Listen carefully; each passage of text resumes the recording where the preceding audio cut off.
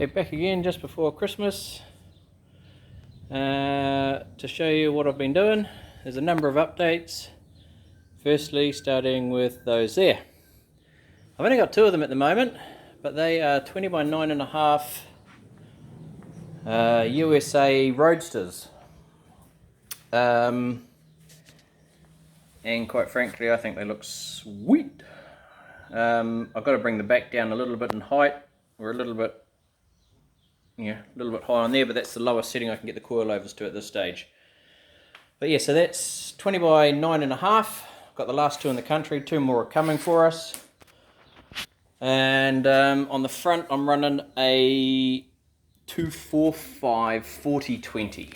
I used the Roadster over the Hustler because there's a bit of extra gap on the back side of the lips there.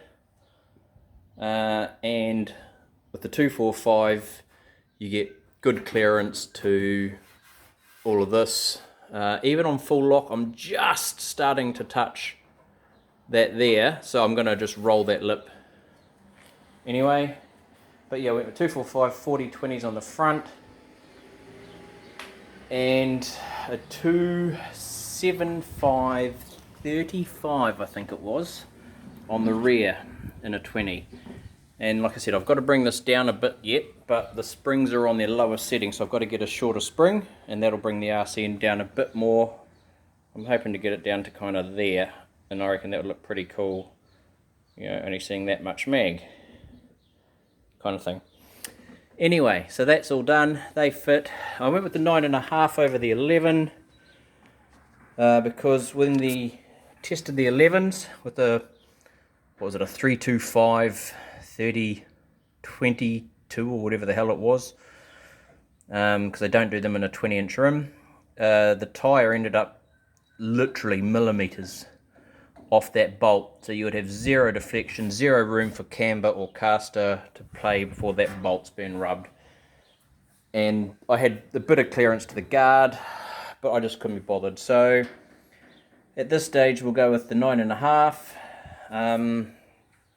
I'm getting ready to tub the rear anyway. I'll just come around the pillar there, sorry. Getting ready to tub the rear anyway, so we're effectively moving all of this out. So that bolt normally goes there, and so we're moving it all out one bolt hole. Going to cut it, move that back across, and then put in a join strip. And the reason we're doing that, as you can see there, is because of the sway bar. Let's try and get past this. Because the sway bar has maybe got 7-8 mil of travel upwards before it hits the bottom of the deck board.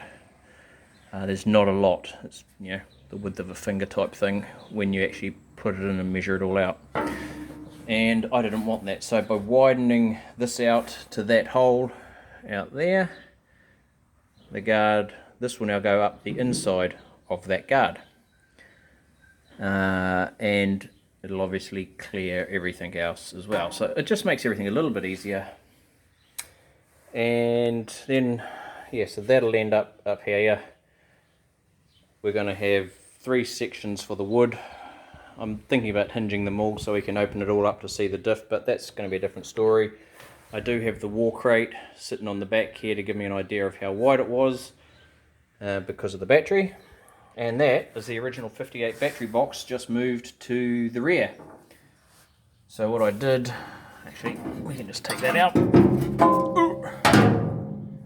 is we put a small slot in it to slide it over that rail, and we cut the bottom of it off.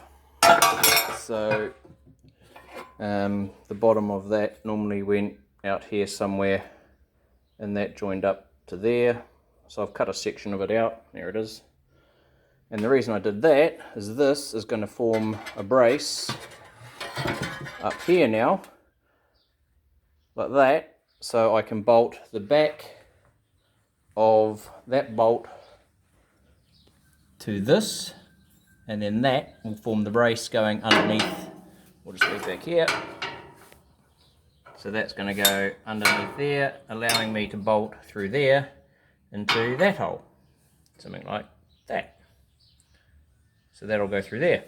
So I'll have it bolted on 2 places here, and then I'm going to run 1 stay of support from the front of the battery box just up to this one here, and we'll be done. So that's off to be welded tomorrow, and we'll have a battery mount ready to go. So yeah, other than mags, test fitting, clearancing the Corvette's crossmember, which I can still run. I haven't done a lot. I've showed you the video for the exhaust, and I've just started doing the final tailgate wiring here, dropping the wires down. I'm going to run them across, and have a joiner here, so that'll have 5 or 6 wires coming out there. So if I want to take the tray off, the tray can come off in one hit, independent of the chassis, and I just need to disconnect that 1 wire, and that's it. Yeah, so that's my end of 2020 update. When I come back in 2021, I've also been getting ready to sand the cab, because we've got a whole heap of painting product there. We've got thinners and proper epoxy primer, epoxy primer, because that's only an etch primer. So we're starting to sand all that down to get ready to epoxy it and paint it over Christmas. And then after that I can put the windows in, finish off the couple of bits of dashes, put the glass into the doors. We'll have a sealed cabin at that stage, and I can go off for some tuning. So yeah, that's the end of my 2020 update. Hopefully in 2021, when you see this thing, it'll be green in the middle. Have a good Christmas, safe driving, see you then.